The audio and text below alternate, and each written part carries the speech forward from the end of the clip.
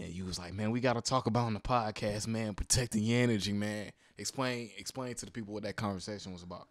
Man, protecting energy is just like, what do you? Or explain why you kind of not say the names of the people, but explain to me why you felt. Well, like, I'm just saying, like, it's many situations that led up to that point. You feel what I'm saying? But it's just understanding in life. It's like, what are you willing to do to protect your energy? What are you what are you willing to sacrifice? You feel what I'm saying? Like, we position ourselves so many times where, like, people they what they doing or what they saying, like, it distracts us from what we doing. Mm-hmm. But nah, like, what are you willing to do? Like I was explaining to them kids that day, it's like, even though you my cousin, if you explain to me that you want to go, you know what I mean? Hey, Carl, let's go do this, that, and the other. Nah.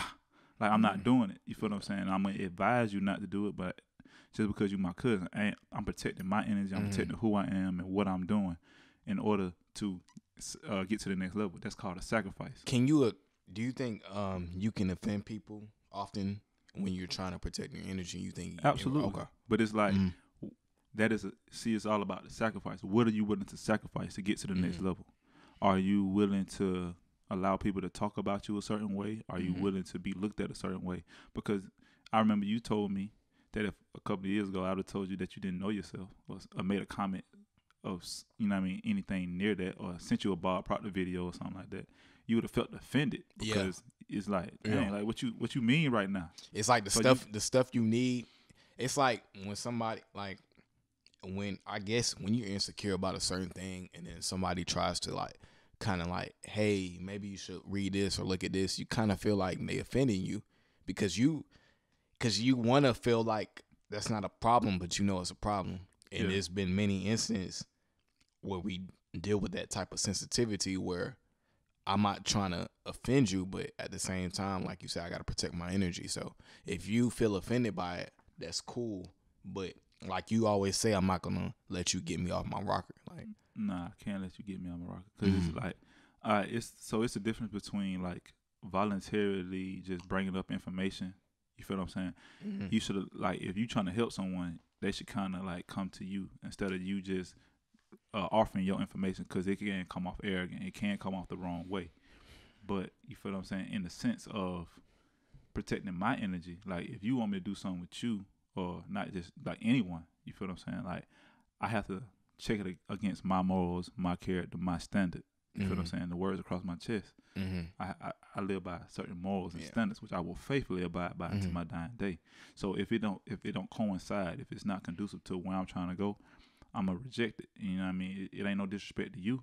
You feel what I'm saying? Do what you want to do, but I'm going to protect where I am, where I'm trying to go, because like how I feel, like I only want to be in places where I feel like I'm wanted and I want to be.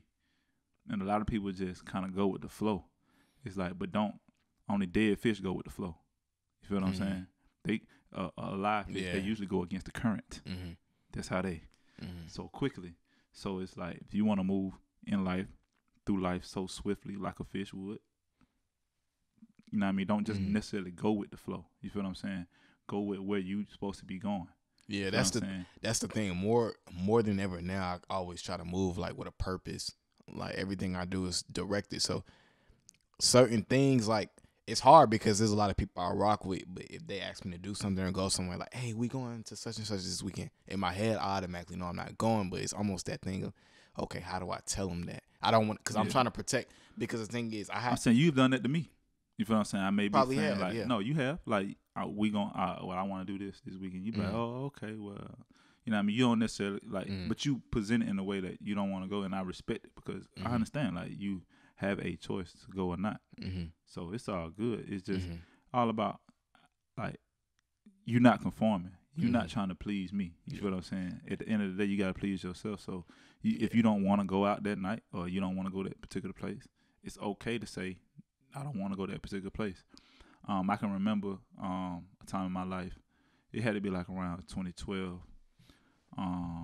It was a lot of stuff going on with me for as where I was and where I knew I was trying to go. So I had to figure out, you know what I mean, what I wanted to do. And I had to protect my own energy. And I went into many situations where I was talked about and misunderstood, and I faced it. Like I didn't run from it, I ran towards it. That's good.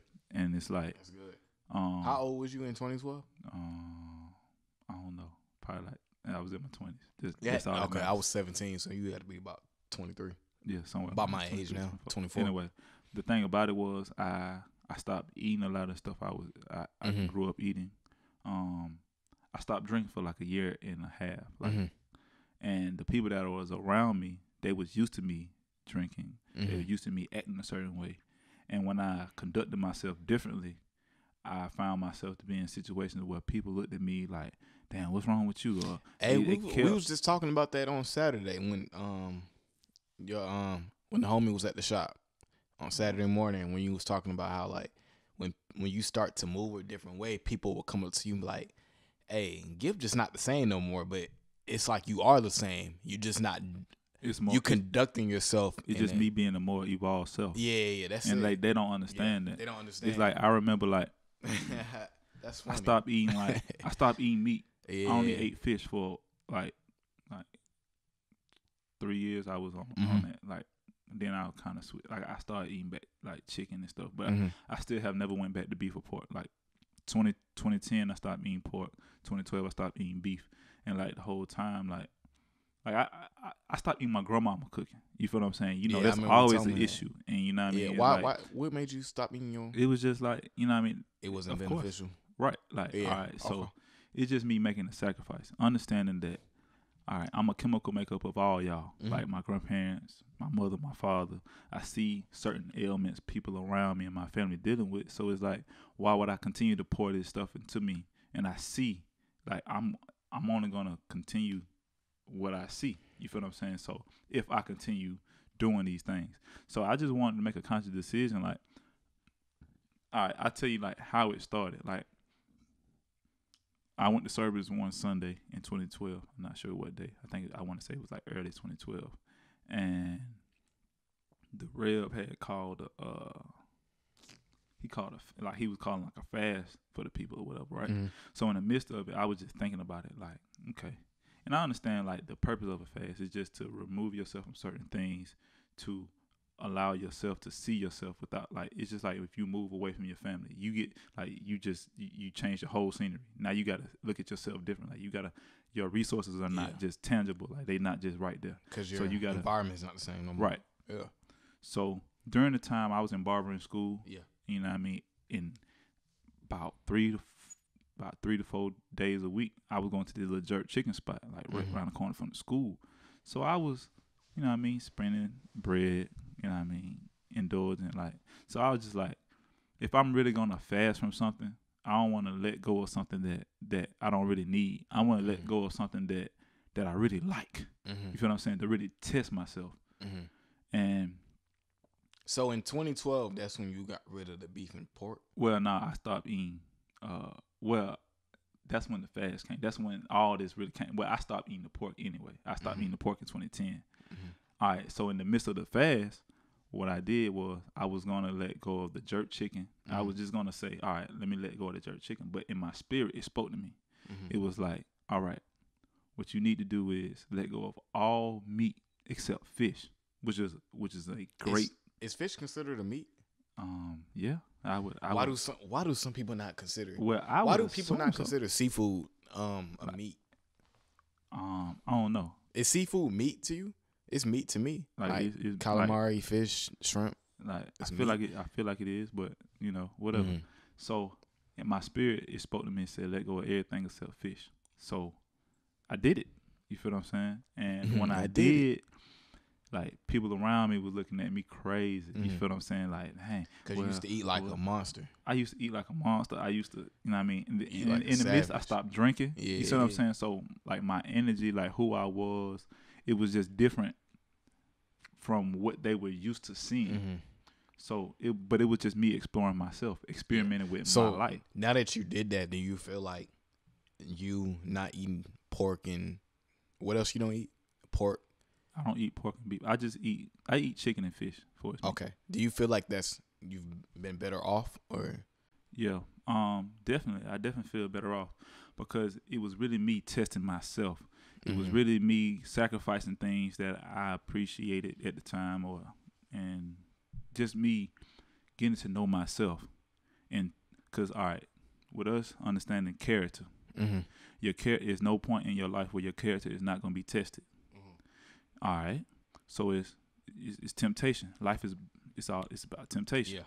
So it's like certain things that you like to indulge in or want to indulge in, but are you strong enough within yourself to protect your energy and not indulge in these certain things? When you set a certain standard for your life, are you going to hold yourself accountable? All right, so I have a question. What's up? What's the thin line between having fun and temptation? Because I feel like I'm talking from my standpoint. Like, I feel like I handle my life right. I do what I got to do every day. Hustle right. Sometimes I like to have fun. You know, I'm not going to define what fun is, but I like to have fun. And sometimes sometimes it's temptation, because I look at it and be like, okay, I know probably not supposed to be doing that, but I'm trying to have fun. Like, I did good this week. You know what I'm saying? Like, so what's the thin line? Because I don't do that every time. It's just a treat to me. Like, it's a treat. It's like eating a mini Snickers or something like that. Like, yeah, like, okay, so like now, like at the time, like I said, with the fast, so I was just removing myself from something to see if I was strong enough within myself to say, all right, no, I'm not gonna do this. Now, since then, you know what I mean, I've developed a 80-20 balance, which is do 80% of what you know that you need to do. And then the other quote unquote 20% is, you know what I mean, like that moment. Like, I was watching football the other day, and it was like this dude, he's like a health freak, but he like to reward himself after a major victory. So he was like, man, the pizza, the sugar, I'm going to Zaxby's. Like, we going in. I'm going you to feel Zaxby's. what I'm saying? We going in. But it's like, okay, like, so it's an 80-20 balance. So it's not about like just not doing something. You feel what I'm saying? Like, but the meat, I'm not gonna eat it, because just simply off when I released those certain things from my life, I knew how how I responded to it, for as physically, how I felt. You feel what I'm saying? Like how my skin, like how it felt, like everything. Like, so I see the benefits of doing those certain things. Now, in the sense of temptation, it's gonna be many times where you tempted, especially as a man. You feel what I'm saying? Where we at? We at Atlanta. You feel what I'm saying? We in the A. You feel what I'm saying? So, me removing myself from certain things. Let me pause you real quick. Okay. I just looked over to the UGA hat. Okay. Hey, shout out to them Georgia Bulldogs. Okay. Because every year it's our year. Yeah. I mean, we still got to win 2 more games, but you know, by the time this podcast come out in about 2 weeks, we still wouldn't have played yet. So, but hey, shout out to them Georgia Bulldogs, man. Like, I was so lit when they beat Auburn. This might be old news, but whatever, man. It don't even matter. Shout out to them Georgia Bulldogs, yo. Man, it's history. It is never straight up. As long as it's history, it's never old news. I ain't tripping. Hey, shout out to being 2 SEC teams in the college playoff football, the college football playoffs. I'm saying I wouldn't be surprised. 2 SEC teams. If that's who Ohio State in the big game. I ain't gonna lie. Ohio State won their conference. 12 a.m. Saturday night. The next morning, 12 p.m. the next day, they still not in it. Bama in it. No SEC championship game, but still in it. Of course. Because it's branding. I mean, we already know that it's branding and marketing. Everything. Hey, who would you rather see is all I'm asking. Who would you rather see, Bama or Ohio State? But anyway, back to what you're saying. Like, we in Atlanta, you know, temptation. So I just remove myself from certain things to hold myself to like I said, the words on my chest, morals and standards. So I was just testing myself within my standards. If I say I'm not gonna do this, so it's like we in Atlanta. So I get a girl or you get a girl or whatever, and it's like we obviously gonna be tempted. Like, we have endless possibility. Like, we in Atlanta, like there's a shortage of so much men, like real men. What is it, 7-1 in the it, world? Is that in the know. world, America, or I don't know, but I know it's crazy. Yeah. So I always say it's more females than males out here, but at the same time, females do the choosing. So, and they got a lot to choose from. So, I feel like it should be kinda, opposite. They kind of don't have a lot to choose from because it's like, you know what I mean? Like there are more. They kind of do have to share though. That's what I'm saying. But you see what I'm saying with the other side. If you a dude and you're messing up, a female can replace you in 2.2 seconds. But I'm saying it's a lot of But it is. It's a lot of males out here that ain't about nothing. That's what I'm saying. You can get replaced, but you can get replaced, but with what? Like it's not. It's also a shortage of real men out here. Is what I'm saying. So it's like straight up. Straight up. Why you think it's so many issues out here? But